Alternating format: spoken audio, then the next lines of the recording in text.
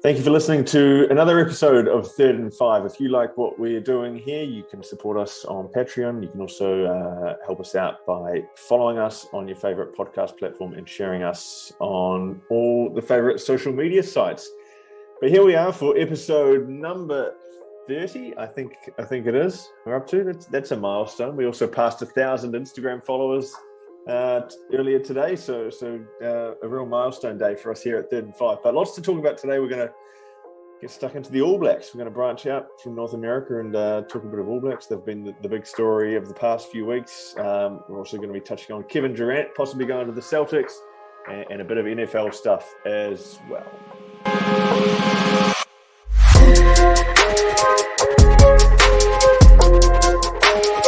All right, gents. Well, welcome into episode 30. As I said, James Thwaites, Dave Rice, myself, Simon Hampton here on a very muggy, sticky Brooklyn evening. And it's awful. Heat waves. It's absolutely awful. We obviously all caught up a couple of times over the weekend as well. Horrifically hot. Like 30, 36 most days. So humidity, not fun. I think I'm on 3 t-shirts a day at the moment. You're like roughing it out, just walking around. Well, I'm walking the dog twice a day as well. It's like anytime you leave the house, basically, you've got to replace your shirt when you get home. But yeah, disastrous weekend. Not a lot of sport on. But on Friday, Simon, yourself and I caught up. We obviously watched some baseball.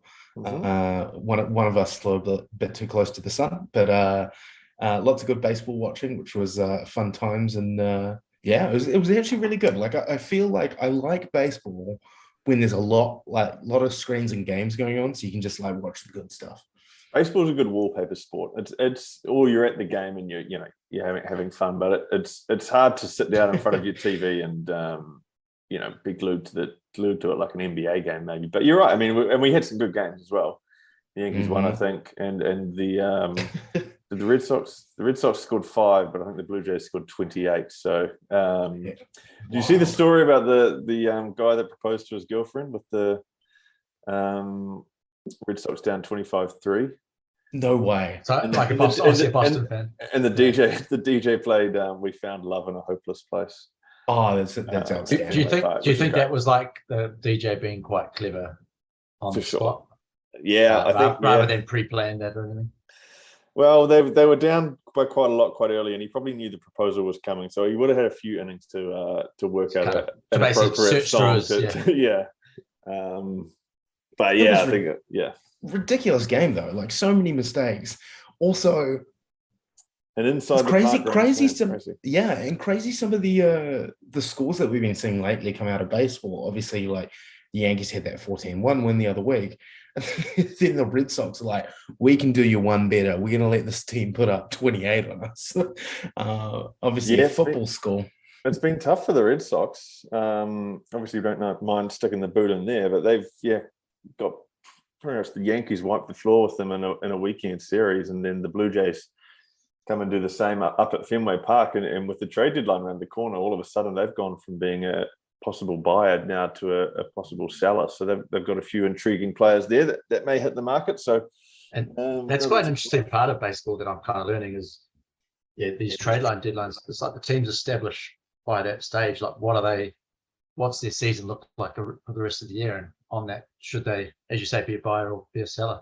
And it completely changes the outlook of what happens. It gets really interesting with those teams like right on the cuff, because they kind of play it right up until the deadline to see if they're in with a shot. And it's a little bit different this year because you've got the 3-game wildcard series, whereas in the past you have a 1-game wildcard series, and teams would often think it's not worth trading away prospects for players in the hope of making a 1-game playoff. So hopefully, those 3-game series encourages more buyers, and there's more interesting games down the line. But let's rip into it with topic 1 tonight, and we'll go a bit closer to home. Been following the stories out of New Zealand around the All Blacks with great interest. Obviously, they lost the series to Ireland 2-1. They've lost 4 out of their last 5 tests. They've got a very daunting 2-test trip to South Africa, which I think they'll do well to win either of those games. Ian Foster is under a ton of pressure. He's retained his job, but they've brought in Jason Ryan and sacked a couple of assistants. So I guess, guys, we're going to sort of go pretty general here and just say, do you think Ian Foster's the right man to be leading the All Blacks? And do you think do you think he'll be leading them at the World Cup next year? Yeah, I mean, he's absolutely not the right person to lead the All Blacks. And I feel like if you were going to give the popular vote way back when, it would have been the guy like everyone voted for back then. The All Blacks did what happens in the NFL a lot, and particularly happens with the Philadelphia Eagles in a lot of years, where somebody internally thinks they're onto something and can see something everyone else can't. The big selling point with him was the coaching staff he had come along with. That's all obviously gone up in smoke because they've just fired two of them, and they've hired one of the Crusaders coaches' coaching staff as well to come in. Who was his rival for the job? Exactly. So the whole thing looks ridiculous at the moment. They've dug their heels in and have basically said, no, we're sticking with this. We're writing this out. There was no change of captaincy either. The All Blacks aren't going anywhere in the World Cup. They're not going to a World Cup final next year. They'll probably be knocked out in the quarters. And everyone will start finger pointing when they could have done something about this potentially now. Obviously, I think, Dave, maybe you had a good point, or maybe it was yourself, Si, that, putting in a new head coach just before you go to South Africa is obviously, throwing gasoline on tough fire. introduction. But, he's not the right guy. It's also hard because now they go and lose those two games, but they've kind of backed him so much by letting him sack coaches and buy out coaches and bring in new coaches that it's going to be hard to just lose two tests and then make more changes and sack the head coach now. Well, maybe they're thinking this is just the sort of the two-step plan to get Razor in there. Basically, have his assistant understand the lay of the land, and then lose both tests. And it's okay, we can't lose. What will that be? 6 and 7 tests. That'll be unprecedented for All Black fans. And so, bang, Foster, you got to go. Razor, after I think he's coaching the Barbarians with Ronan O'Gara, which is good exposure for him getting that international. I think he's done it before, but without actually going and coaching an international team like the Hansons and Henrys have done in the past. But yeah, that's definitely sort of a shit show that I've always been sort of pointing the finger at the board as much as it is Foster. I think Foster's getting a lot of the public flack, but there's accountability always goes up, right? And they're the ones that, first of all, probably selected him when not a lot of other people thought he should have been selected. They've backed him. They extended his contract. I think it was sort of mid to late last year, before the November series, where we completely underperformed. And they've kind of doubling down, and completely backing him, as you say. So they're sort of really backing him again here when they're obviously seeing something that we don't, but I feel like they should be kind of held accountable as much as well. Well, completely agree with you, which is weird because I know we've got some other topics that I'm absolutely, passionately going to disagree with you on. But do either of you think, because I really don't, do either of you think that these assistant coaching changes are actually going to change anything for the All Blacks? Because we all know there were problems in the forward pack, but I don't see any of this actually changing anything. Well, this is the other thing. I don't think the coaching is good enough, but I also just don't think this playing group is anywhere near the playing group we had, certainly not over the past sort of 10 years. The 2011, 2015 World Cup teams were very, very good. And they dominated a lot in the lead up as well. And this team, the talent's just not there as well. Is the talent not there, or is the rest of the world catching up to us? Oh, well, I think the rest of the world have some good groups of players as well. They're probably better coached as well. And so I think coaching could probably get more out of this group, but I'm not sure it would get us to being a dominant force like we were in 2015. Yeah, I don't think necessarily that it'll make us dominant, but we have enough talent. So I partially disagree. I do think we've got enough talent to be able to beat everyone that's going around in the world right now. Yep. France I put as the top dog at the moment. They've got the perfect mix of sort of good forwards and flair and just reliable. They've got the best halfback in the world. But we should be, I think we've got enough guys or enough player pool to be able to beat anyone on our day, and consistently lately we've not been anywhere near that level. So that's kind of the concern. No, I'd agree. But I think we kind of gotten used to in the last 10 years to just dominating basically all the time and going into World Cups as the overwhelming favourite. And I don't think we've got the ability to be that good. But I do think, on our day, we could. And at a World Cup, you just got to win three meaningful matches in a row. That's a good point. Can you remember a World Cup? Now, this is just from a New Zealand perspective. We are normally kind of overly confident with the All Blacks. But can you remember a World Cup where we were not favourites? Like, I think even 2003, we were still favourites in Australia. Yeah, I felt like that. That was we did lose good to Australian team at home going into the World Cup, but I still think people were like, pretty optimistic that we had it. But this is the first time where I think the general public will be like, if we were able to make the final, the public would be surprised. Well, the other thing is where we are right now. Have you guys seen the draw? So they released the Rugby World Cup draw so early that New Zealand, France, Ireland, and South Africa are all on the same side of the draw. So barring one of those teams getting knocked out in the pool stages, which probably won't happen, they'll all meet in the quarterfinals. So there's a really good chance we will be playing Ireland or South Africa because France are in our group in the quarterfinals. And so a real chance there to get knocked out in the last eight. Which actually kind of adds kind of some importance, because I don't believe we're not playing Ireland at the end of the year. So Ireland's kind of got our number at the moment. So they've got that double psychological blow, winning in Ireland last year, winning the series here, or hit in New Zealand. But South Africa, there's a good chance we could be meeting them in the quarterfinals. So, we're playing a 2-test series in South Africa. Like no one's kind of really mentioned that yet, but that's kind of like again, it doesn't necessarily relate to what's going to happen in 12 to 15 months' time, but there's a chance to sort of deal like a psychological blow. If the All Blacks can go there and win both games, I'm sure they'll be close if they manage to do that. But if that's a huge psychological advantage, that will kind of boost the confidence, going into that World Cup. Also, I do want to say, good on Ireland. Like Ireland is the number one ranked team in the world at the moment. So this is definitely not saying Ireland don't deserve to win. Any of this stuff. This is just saying that. No, we just have high standards. The All Blacks coaching is just shit at the moment, and we hate it, and it needs to change. Yeah, to be honest, the way Ireland played, a lot like especially that third test, that was very All Blacks like attacking, just very clinical and very nicely taken tries, and that's what you'd expect from the All Blacks. So yeah, that lack of discipline from the All Blacks as well. Yeah. Now interesting as well. Like last World Cup, a year before, about 15 months before the World Cup.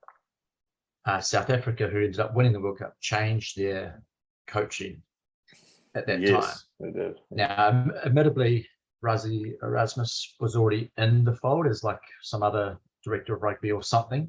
He was involved in the team already, so it wasn't like he was coming completely from the outside. Kind of like what Joe Schmidt might be. But that's very much a Joe Schmidt thing, 100%. So, I mean, obviously, I don't think Razor's going to be coaching next World at this current, the 2023 World Cup. I think there's no chance.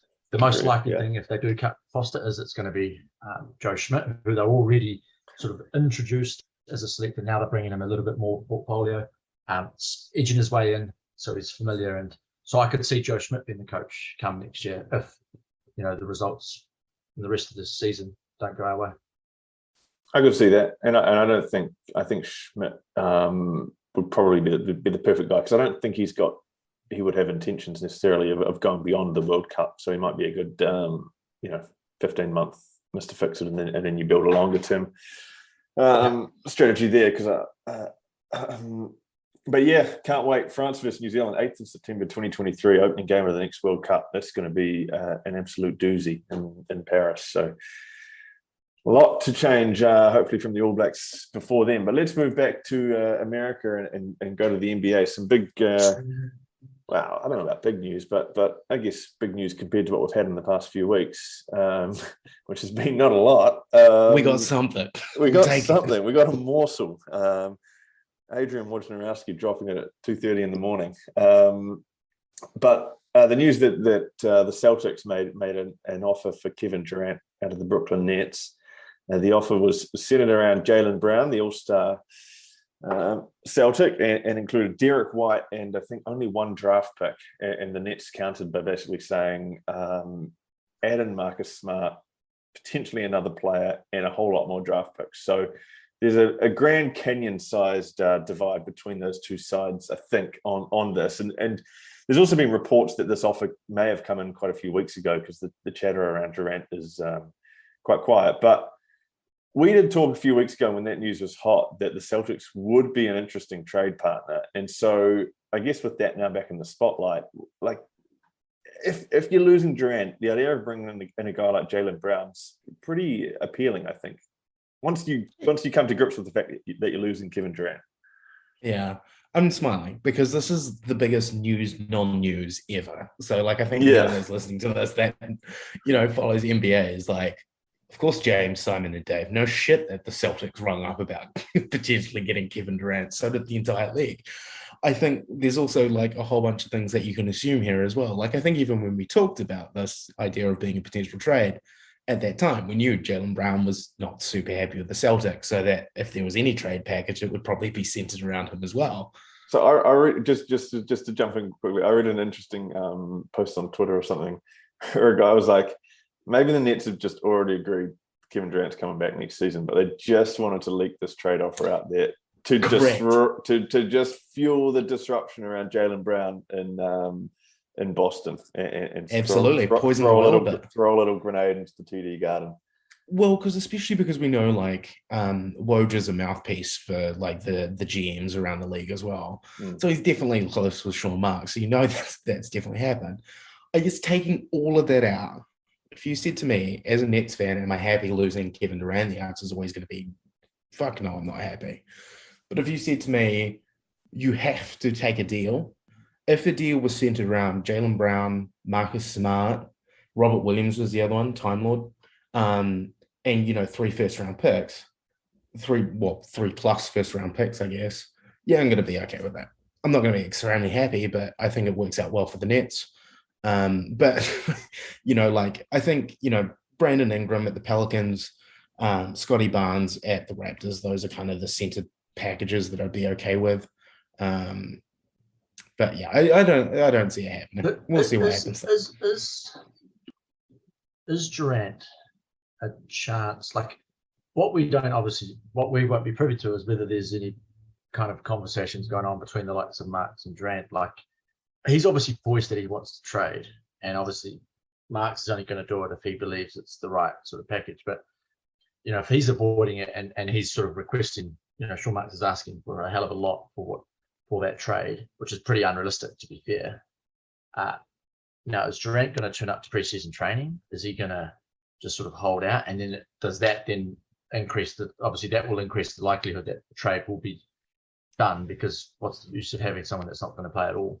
Yeah, I mean, that's a good question. I feel like part of this as well is definitely probably like there is pressure from Durant's management team basically saying like, hey, like, where's everything at? We've heard no noise, because like legitimately there's been no noise for the last 2 weeks. There was a big flurry in like week 1, weeks 2 to 3 were pretty quiet. We're now kind of in week 4. So part of this as well, like, smells to me like, 1, let's chuck the Celtics under the bus here a bit, but 2, like, let's just like push something out into the media to show that, we are actually still actively doing this, and we're not, 100% content with, leaving everything as is. Even though I guess the other big part of that news is Kyrie Irving's come out and said that he wants to be on the Nets next season, and he's there to play, which is ridiculous considering he destroyed the whole team.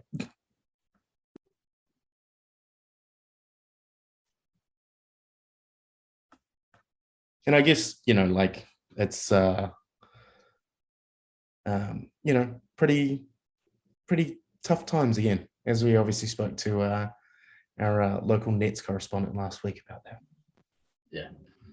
Can you got me now? Sorry to all our listeners. We had a little microphone malfunction there.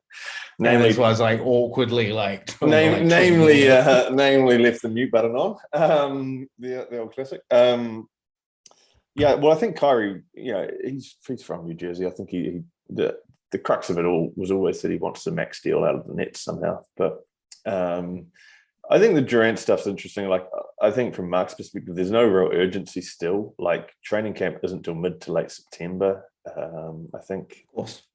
And so there's still plenty of time for this to roll out. So he's not going to lower his asking price anytime soon. What will be interesting, as Dave talked about, is when training camp starts. Is Kevin Durant there? And that'll be when the issue may get forced, and Mark's maybe forced to lower his price a bit to get a deal done. The other important thing to note is, like, Kevin Durant just fucking loves basketball. Like, he loves, like, just, like, even his finals matchup with PJ Tucker, not last season, the season before, where they're just like, come on, like, stop it. Like, otherwise they'll kick you off and we can't play ball anymore. He's been out training with his shooting coach. The other kind of like weird part, like, was his shooting coach touchdown in New Jersey today and put it on Twitter. So everyone was kind of like reading deeply into that KD may be coming back and happy coming back. But I think maybe he holds out a little bit for training camp, but he's not going to let his fitness and his skill level lower, because that will obviously impact him in the long run. And we saw how that worked out with Harden.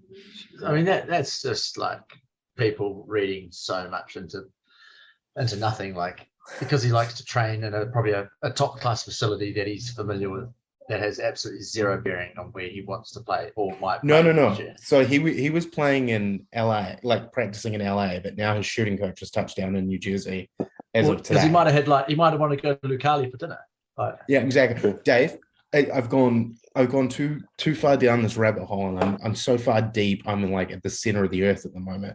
I was like reading in and looking at bloody what his teammates that he was practicing with were LA wearing to see if I could get any. One of them was wearing a Brooklyn Nets t-shirt. This is mid-July NBA speculation. Yeah, we may need to. There might need to intervention here.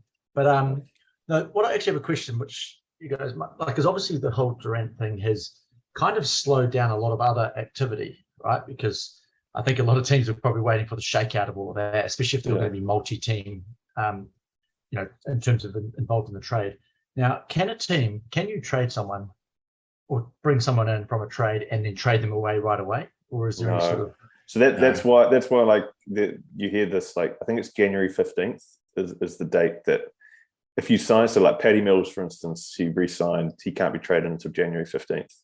Or a guy that you've just acquired can't be traded. So I think it's like 6 months or there or thereabouts. Okay, so that's an interesting curveball then, because like I said, it's kind of slowed things. And you're saying that like we might not know much more in 2 months' time, and that slows everyone else that kind of was on the market or might have been moving. Well, particularly for a guy like Donovan Mitchell, who's going to require a lot of picks and young pieces himself, and so yeah. Yep. Yeah, and the Russell Westbrook market as well, because there's chatter. There's a few teams. Well, no, but there's a few teams interested in potentially taking some draft picks to, buy them out.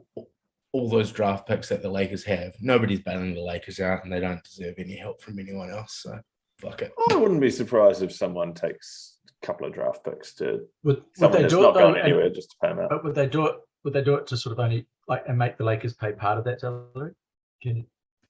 I don't know what the rules are about how you. Or am I thinking of NFL rules? Yeah. Whoever's taking him on is buying him out. He's not going to probably stay on. No, but I think, like, how like Baker Mayfield's having some of his salary paid by the Browns. I don't think the Lakers can send money towards his salary to a team. I think the team has to take on the whole salary, and then so basically they'll be paying like $47 million for 2 draft picks. Yeah, and they'll release them, but. Time will tell. That will be interesting. What's the next topic? What are we talking about next? NFL previews.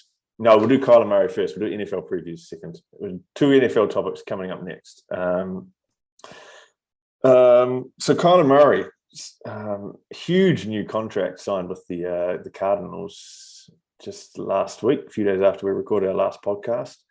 I think $500,000 more than Deshaun Watson's contract with the Browns. So I think he's just a little ego thing there to get a slightly bigger contract than Deshaun Watson. But certainly plenty of money for Kyler Murray coming this way. And I saw today, actually, it was quite funny. They've inserted a clause that he has to do 4 hours of video sessions each week as part of his contract. And so I don't know if Kyler Murray's been slacking on the video room stuff, but Guy famously hates watching film. Yeah, I saw an interview where he basically was like, "No, I don't need to do that. I can just see everything on the field and play it ad hoc." So, but anyway, so now that contract's out of the way, there was some speculation about whether Murray wanted to stay in Arizona, but that's all out of the way. Where do you think Kyler Murray ranks in the quarterback rankings? Because we had some chatter around these parts that maybe he was a top 5 pick. I can't remember. Was it Dave or Thrace? I can't remember. It was definitely me. And look, I got a little excited. I maybe jumped the gun. Kyler Murray deserved what he got to get paid. He's the second highest quarterback in the league at the moment. I'll definitely stand by that. The quarterback market obviously changes every year. To lock in a franchise quarterback, you need to do it. Kyler Murray plays well. If you're telling me that, you wouldn't have done that deal as the Cardinals organization, I'll call you a liar. Basically, it doesn't mean he's the second best quarterback in the league. It's just what quarterbacks get paid now. Aaron Rodgers is the top quarterback. He's on a 2-year deal, $50 million. Or whatever it is, edging up to kind of 60 million or whatever it is with his kickers. There's obviously, he's not as good as Patrick Mahomes, he's not as good as Josh Allen, but he signed his contract later. It's just exactly like when Herbert and Burrow signed their contracts. It's going to eclipse those ones as well. It's just a matter of the fact. I do think he's a top 10 quarterback for sure. I'd say he's closer to 5 probably than he is 10. I reckon he's around that 7-8 mark. And yeah, Dave obviously really didn't rate that. I said that comment and came at me, Dave. So yeah, you're licking your lips, mate. What's going on? I mean, I like Kyler Murray. First of all, I'll start with saying I do like Kyler Murray. I just came at the top 5, and obviously him getting paid as much as he does or has just been done, secured like that suggested he's a top 5 quarterback. No, I don't think he is. No. Because you're talking about the timing. No, hang on. You're an accountant. If I'm teaching you about laws and contracts and money things in professional sports, we've obviously got a problem. But he got paid that because, and Lamar Jackson's going to get probably paid more than him when his contract. Yeah. What you're saying is it's all about whatever. That's timing. However, Patrick Mahomes, I think he went for a longer deal. They did it with a 10-year deal, and it was less per annum, and there's a whole bunch of various sort of perks or what do you call them? Help me there. What's the kickers. Word? Yeah. So various kickers that mean that he could earn $500 million over the 10 years, but that doesn't mean he was getting $50 million. That the whole purpose of that structure of that contract, my understanding, was to facilitate the Chiefs to remain competitive and be able to keep other players, similar to what you saw with Tom Brady at the Bucs. You disagree? Totally disagree. I mean, it does to an extent more flexibility around the salary cap, but also if you're telling me that they don't renegotiate Patrick Mahomes' contract in those 10 years, I would also slap you because of course they're going to. That's exactly what goes on. No, for sure. But keep carrying on with your topic. So back to Kyler Murray. I just think he's too inconsistent to be even talked about as a top 5 quarterback. I think he's got huge sort of he can make some big plays, and he's got incredible with ball in hand. Seems to always manage to avoid getting hit. And if he gets hit by JJ Watt or the likes one of these times, he could be out for a while. But he's luckily JJ Watt's on his team, eh? Touche. Look, and I understand all these points as well, but at this point in his career, it's his 3rd year in the NFL. He was so banged up last year in the second half. He could barely run the ball in the second half of last year. He had a banged up shoulder. He's behind a rubbish line. He wasn't throwing to Hopkins at all last year. All these other quarterbacks that have these other players, let's look at Dak Prescott. He's a better quarterback than Dak Prescott, that's for sure. Dak Prescott has a far better O-line in Dallas, so he's got more time to hold on to the ball. He's got game because he's Ezekiel Elliott and Tony Pollard there. He's thrown the ball, or was throwing the ball, to Amari Cooper, CeeDee Lamb, and Gallup. He's also got a better tight end in Schultz. Ertz only came in like towards the like second half of last year. Like, I'm not saying the Cardinals are this amazing top 5 team or top 2 team. What I'm saying is, like, at its core, as a quarterback, Murray is the person that I want to have the ball in his hands with 2 minutes to go over somebody like Dak or somebody else like that. Just to get, would say, I think unanimously, so Rodgers, Mahomes, Brady, Allen, all definitely better. So there's probably your top 4. You mentioned that Murray was closer to the top 5 than the top 10. So you're talking, what, 6th or 7th? So who are the better quarterbacks than Kyler Murray then, outside of those top 4 that I just mentioned? I'm interested to see where he sort of lands for you. Probably in my head, if we're talking about like pure quarterback and like not the team they're on with the receivers and stuff like that, Matt Ryan's pretty good. So I'd say Matt Ryan's definitely up there. Basically in my head, if anyone is listening to this, that's like, James, you're an idiot.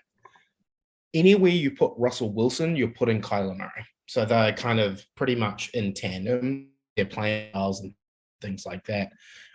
So where do you guys rank Russell Wilson? And I'd probably say Kyler Murray's direct. Do you reckon Kyler Murray is better than Herbert or Burrow? At the moment, I would probably rather Murray. If the teams were exactly identical and it's a quarterback that I can just slot in onto that team, at the moment, yeah. Obviously, Burrow and Herbert are going to be far better than Kyler Murray in the future. We all know that. I just completely disagree with that. Yeah, that's a great way of like looking at who the players are. Like Murray, Herbert, Burrow. I think Murray is comfortably the 3rd best there. And forget about whether we're not talking about the future. We're just talking about now. I'm 100%. You're talking about right Murray's now. Right now. I reckon I'd love for like a survey to be done. Ask 1,000 diehard NFL fans that don't support any of those 3 teams, and just be like, you can build your team. Which one of those 3 you want? And yeah, you can obviously have whatever O-line. Like, but again, if you're talking about building a team, you're talking about future potential, Dave. I'm talking about at this point in time.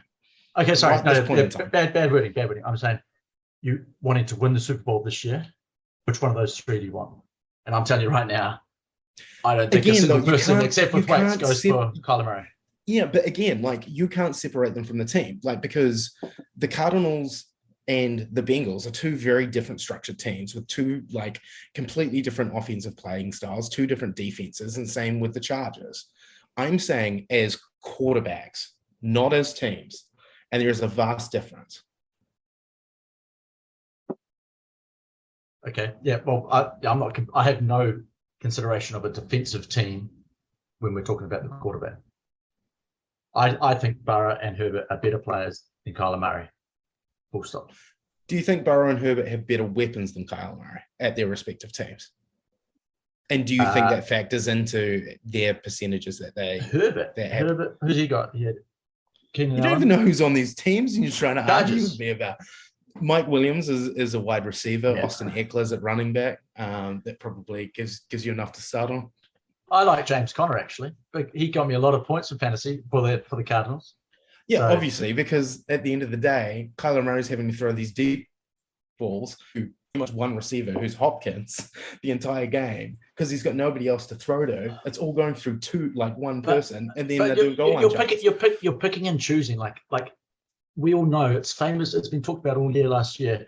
Joe Burrow had the worst O-line in NFL. Like, he was sacked more than anyone in the history to make the Super Bowl. He then got sacked the most in a Super Bowl. So, like, why not focus on that? Like, he's literally got the worst coverage, and he's coming back from a serious injury, and he's still like taking his team to the Super Bowl. Yes, you're going to probably pick and choose and say, "Oh, it was other players," but that sort of lands on the quarterback. I mean, Dave, like it legitimately comes down to that.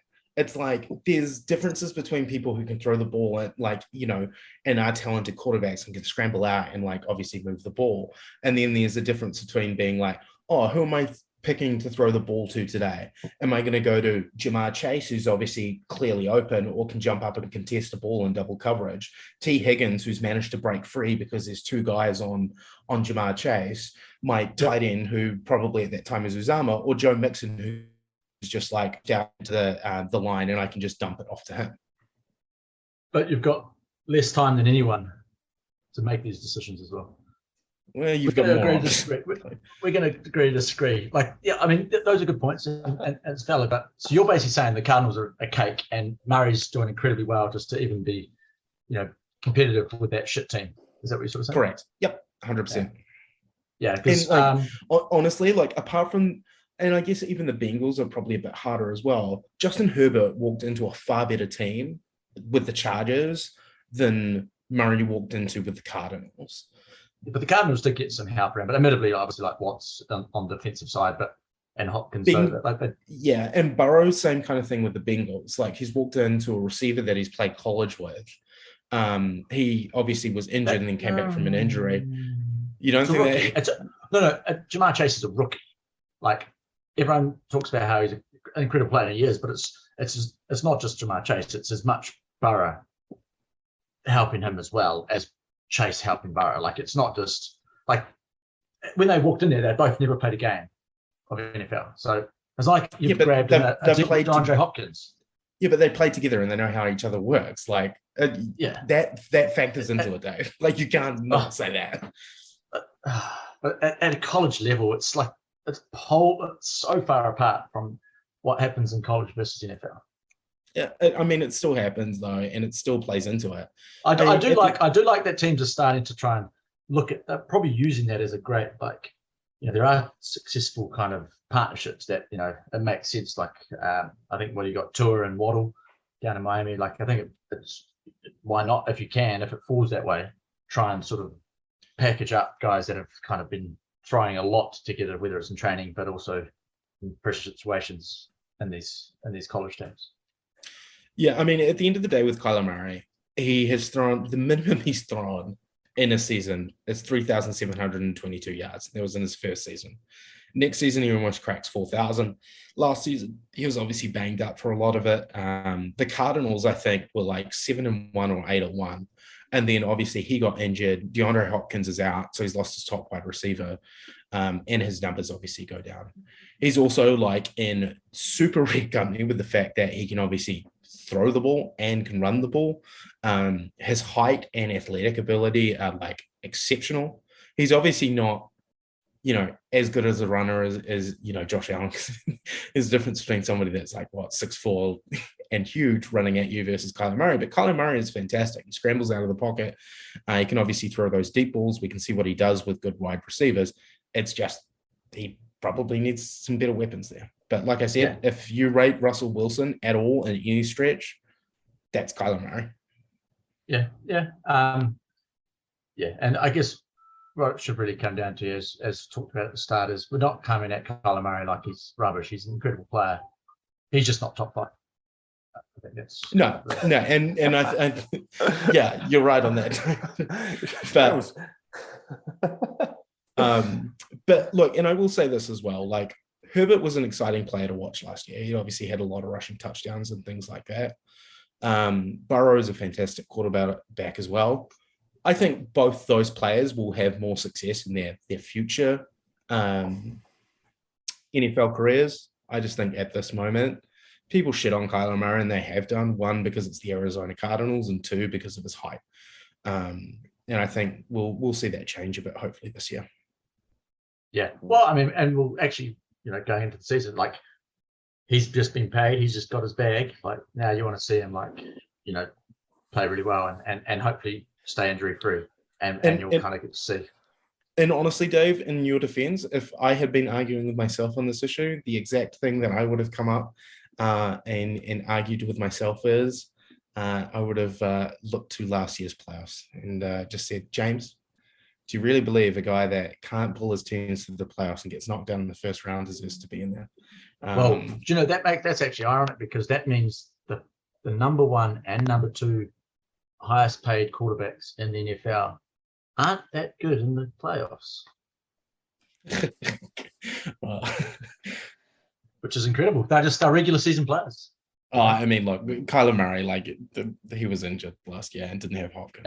I agree with it. But it's going to be insane. To bring it kind of back into this contract talk, it's going to be insane, some of the numbers that get thrown out. We've obviously got Lamar Jackson coming out. There was chat today that came out about the Bengals focusing on getting Joe Burrow an extension.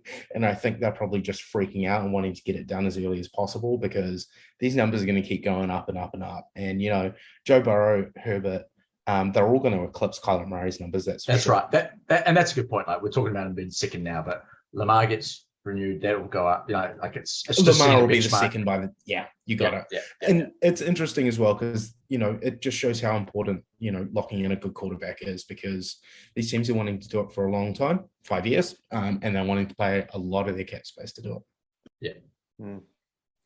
Anyway, well, I'm still here. Good chat though. Enjoyed that.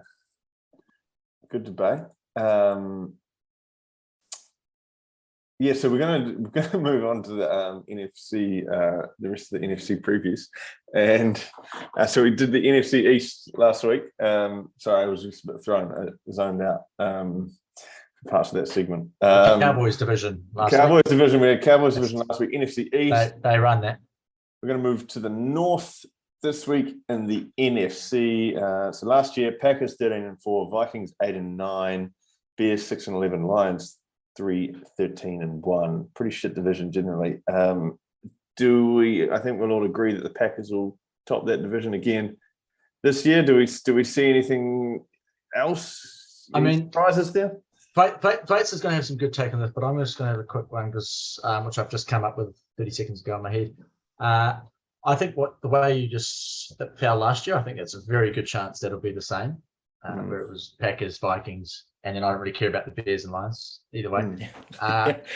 But the interesting thing it's obvious it's going into the Packers season, and which, if you're a Minnesota Vikings fan, all the other teams for that matter, is no Devontae Adams at the Packers. Now that's a huge, huge weapon.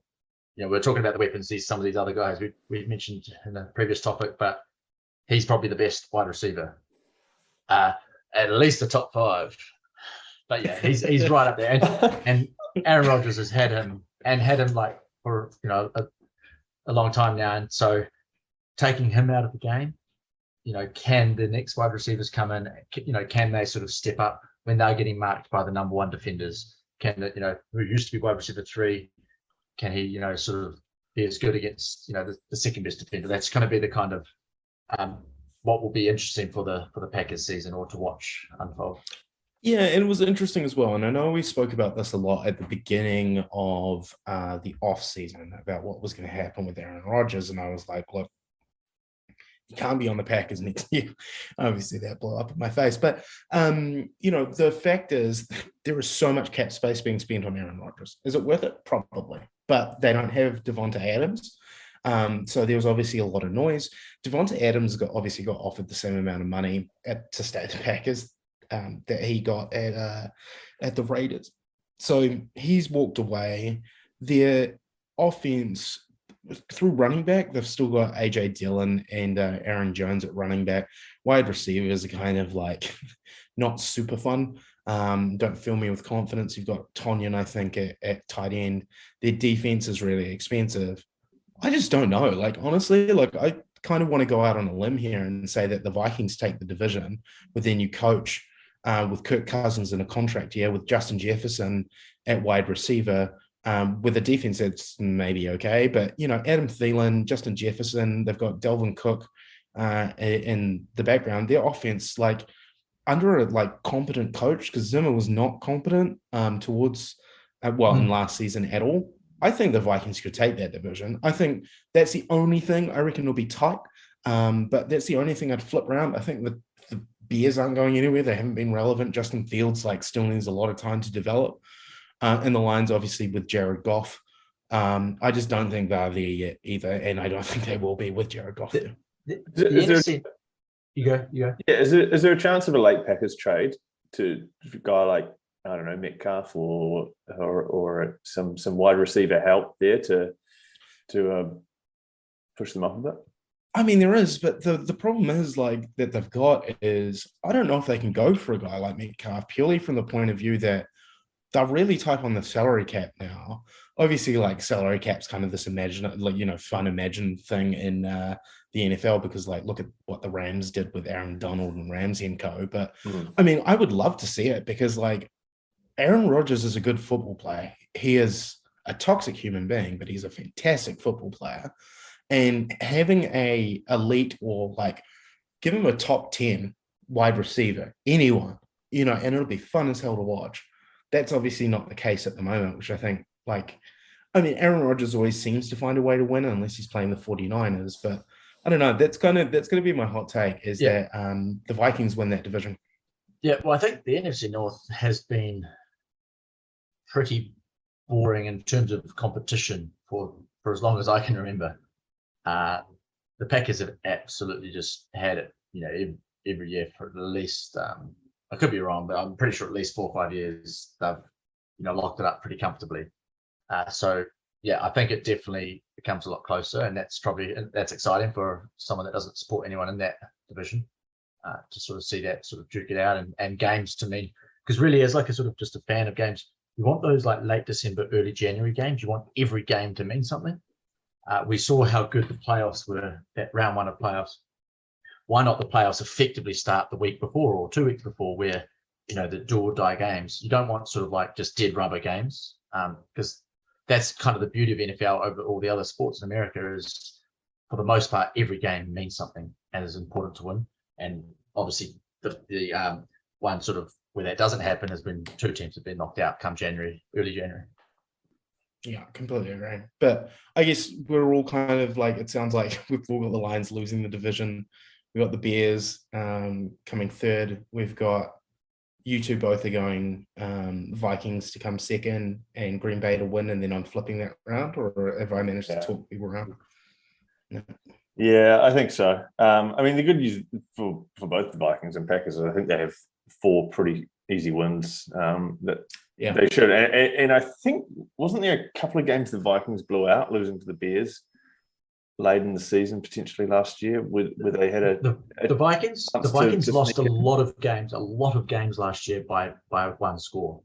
Yeah. So they could have very easily had like a 12-5 sort of record. Yeah. Without too many changing too many things that happened in this season. And I feel like if either of those teams drop any games they should win against the Lions and Bears, that could also they should have 4 wins there, both of those teams. Are you guys still thinking a Lambeau visit in December? Is that still the plan? Still the plan. Depends on a few things. We want to wait till the NBA schedule comes out and see if the Bucks or the Bulls or even the Timberwolves have any games, home games around that time. But still the plan to go. Yeah. Okay. Nice. So that'll be cool. Bring your seat warmers. Yeah, exactly. Yeah, and gloves. But yeah. Let's go Vikings. Well, we'll get into some more interesting divisions soon. I think the NFC West will be. We should have done the NFC West this week with the Kyler Murray chat, but alas, maybe next week. Well, is even top 5 quarterback in his division? Will they finish in the top 5 in the division? No, with Geno Smith and Drew Lock there. That's right. That's 1 and 2. That's. Is it Jimmy G? Jimmy G and Trey Lance. Yeah, I might give you that he's the top quarterback in his division. Is it Derek Carr as well? Who am I missing? No. It's Stafford. Rams. Okay. That's it. Yeah. All right. Final topic. Let's wrap this up. Mt Rushmore this week. Sporting comebacks, I think, is where we're going. And from the last 10 years, we're looking at. I think, did we settle on that time frame? Last 10 years? Yeah, last 10 years, to keep it nice and fresh and appeal to the younger audience. Any gimmies? Any locks out there that would Tom Brady, I believe. Yes. He's got it. Got to be on there. 28-3. It became a meme. It was fantastic. Like literally, they were putting the champagne in the Atlanta Falcons locker room at halftime of that game, and I think it's I can't remember the guy that owns the Falcons. Arthur Blank, I think it is, was on the sideline So you got to see in real time. It's like that scene in The Simpsons where you just see Milhouse just get his heart crushed on live TV when he falls in love with Lisa Simpson. But honestly, it was awful. What a like absolute blowout, and what a comeback by the Patriots. Absolute clinic. Obviously, like it doesn't just come down to Tom Brady. Patriots defense got some key stops. There was obviously Edelman, I think, with some clutch catches as well. It was just what an incredible game. Yeah. It's probably one that if you just said to anyone in their sort of memory, kind of as you say, last 10 years, like I think that would be for so many people, even non-American football fans, that would kind of stand out. Cavs 3-1. Cavs 3-1, 100%. Coming back from 3-1 down against that Golden State team. Now, can you remind me? Like, I don't remember. Like, I remember like it happening, but I don't remember the games enough. Like, was the fourth game or the the earlier games that put the Cavs 3-1 down? Were they like dominant? Like, was it kind of like? Was it just that it was 3-1? Was it like that the Cavs were just getting completely outplayed? Yeah, so it was basically like 2016 NBA Finals. There was a 3-1 deficit. Golden State Warriors are defending champs, and then LeBron James just absolutely put on a clinic. I've never seen anything like it. I don't think we'll ever see anything like it as well. I don't know how many times teams have come back from 3-1. I think I might have seen a stat that is potentially the only like 11 times, or 11 seems really low. But I reckon it was super low, and that was an all NBA like series, like playoff series. I reckon it was less than 11, and it was a crazily low percentage. I just remember that like Game 7 was absolutely incredible. Like so many key moments, like games, Iguodala going up and LeBron James just coming charging down the court and get that massive block. Kyrie Irving, obviously that clutch 3 from the corner. It was just what an incredible comeback. And to be in that mindset as well when you're down that much against that Warriors team. Again, that was meme potential for years. I think LeBron James or maybe it might have been the Russell Westbrook had a Halloween party and they were giving out 3-1 cupcakes, which was obviously a little dig at Kevin Durant as well. Well, they were 3-1 down and then going back to Oakland for Game 5 after Golden State had won pretty comfortably in Cleveland. Yeah. So the momentum was all there. And then Kyrie and LeBron James had 41 points each. And they, silenced. So I think I've seen this is an article from 2 years ago, and that the record is 13 and 244 for teams down 3-1. Which is, I mean, because obviously most teams, this is just an NBA playoffs, not obviously. Yeah. But yeah, so you're talking what, like not even 5%, even less. Yeah. And that team as well was just absolutely insane. Because I think, maybe that was the year before KD went there. No, that was the year. That was the year that KD got knocked out. That was 73-19. So and then KD went the following year.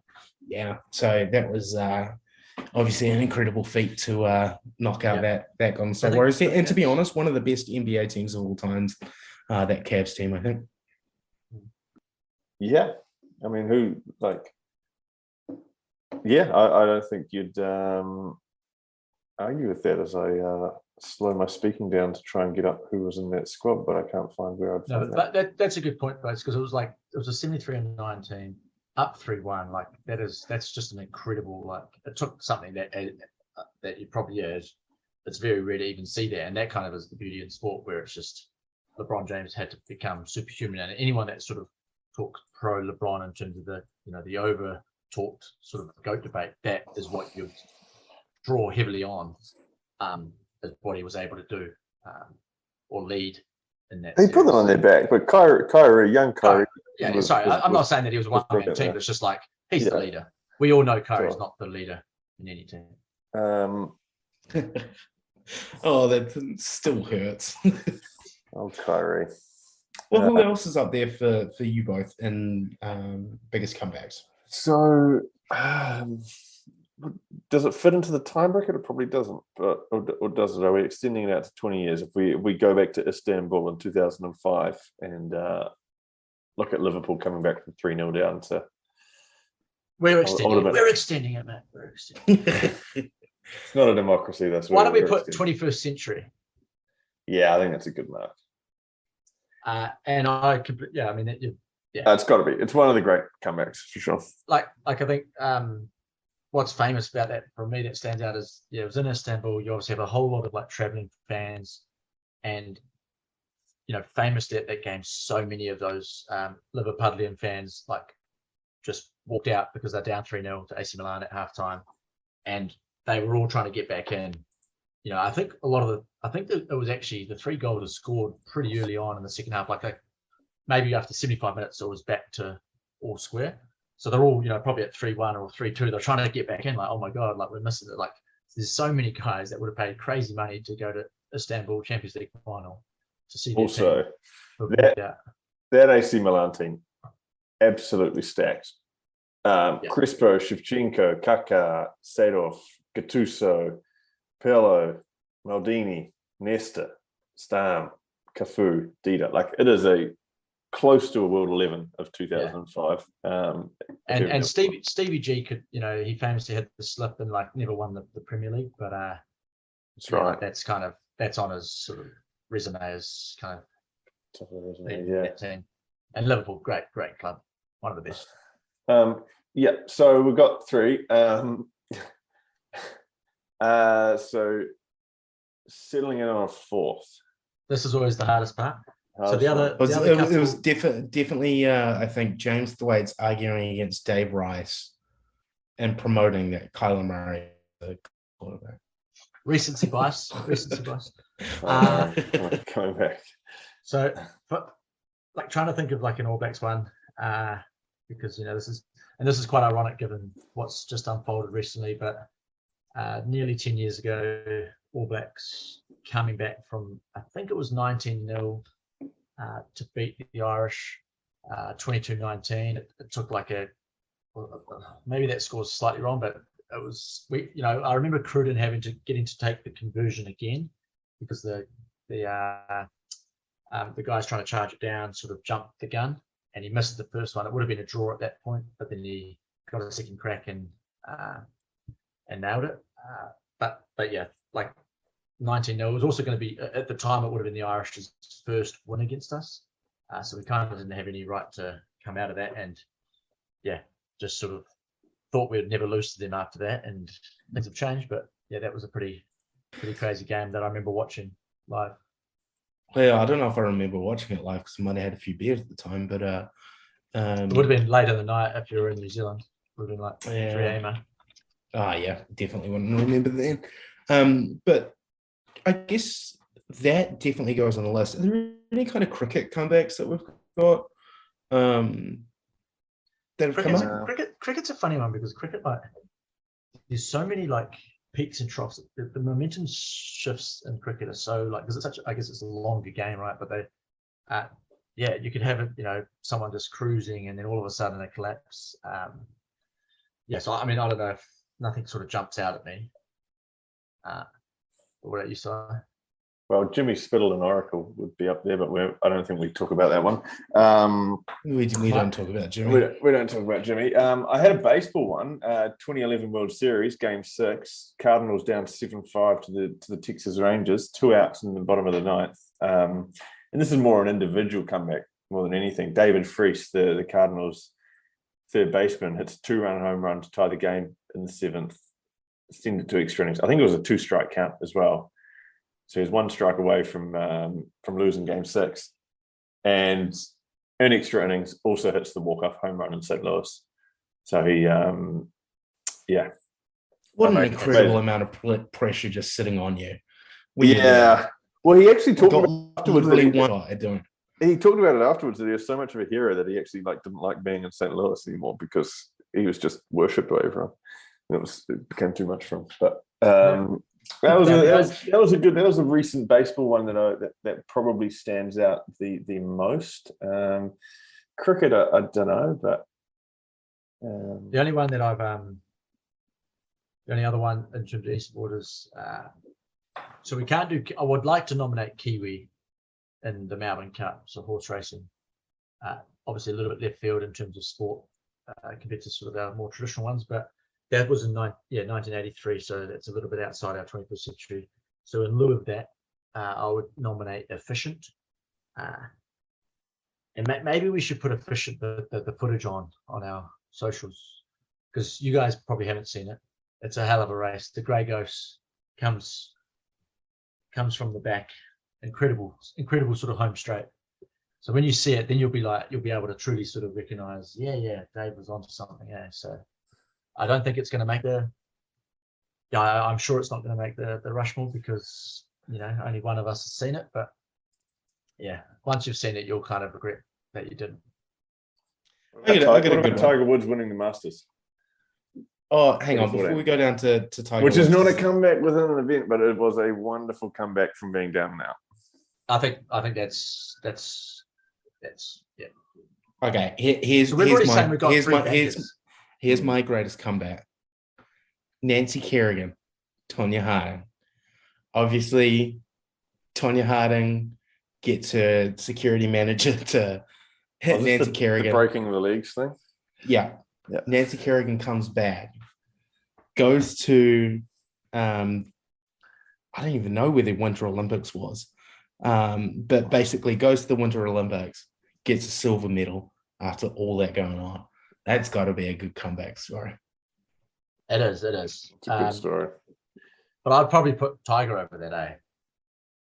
But I like my golf, so that's harsh. Is it a comeback though? Because he didn't really go anywhere, did he? He was pretty much down and out. He was basically retired for a few years, wasn't he? Or effectively. Yeah, I don't know. Okay, so I think definitely we've got the 28-3 Patriots, Falcons. Well, we've got the 3-1 down 2016 NBA Finals, Cavs, Warriors. With sounds like we are putting Liverpool AC Milan is an absolute lock. Champions League final. Liverpool being down 3-0 at halftime. We're at 54 minutes in even, and then coming back, pushing the game to penalties, winning on penalties. Who are we doing for our fourth one? Because we obviously got to do it. Is it the All Blacks? Is it Nancy Kerrigan? Is it Tiger Woods? Who we got? I'm just going to throw another curveball. I guess I don't think we do it because we've already done the Cavs Warriors, but just quickly Googled, which I should have done in advance. But so the Red Sox were down 3-0 against the Yankees. Don't go. So is it blacklisted because it's the team we support? Okay, fair enough. I'm happy with it. We blacklisted Oracle as well for similar reasons. That ended the curse of the Bambino. 3-0 down. That's an incredible series. That would have been tough viewing. It happened. So yeah. Anyway, that wouldn't have been a World Series, though, would it? That would have been a. I don't think that the two teams can meet in the World Series. Weird one. Just before we do select our fourth one, something I learned today. John Elway was drafted by the Yankees.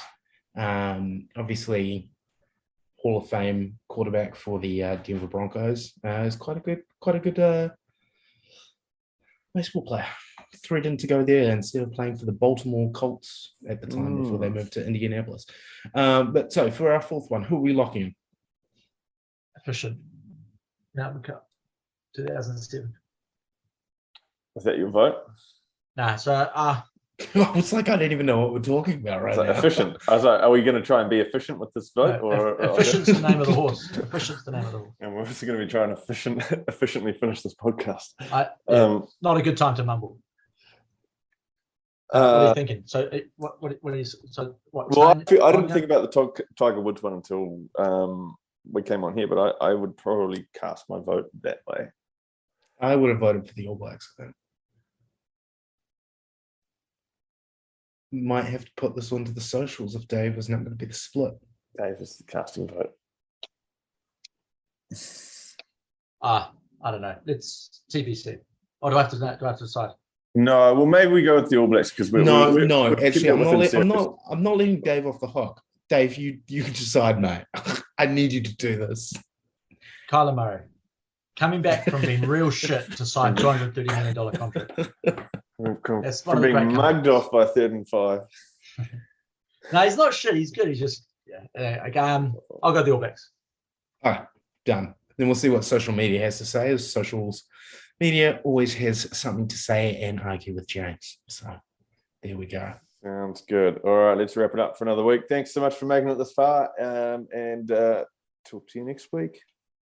All right, thanks.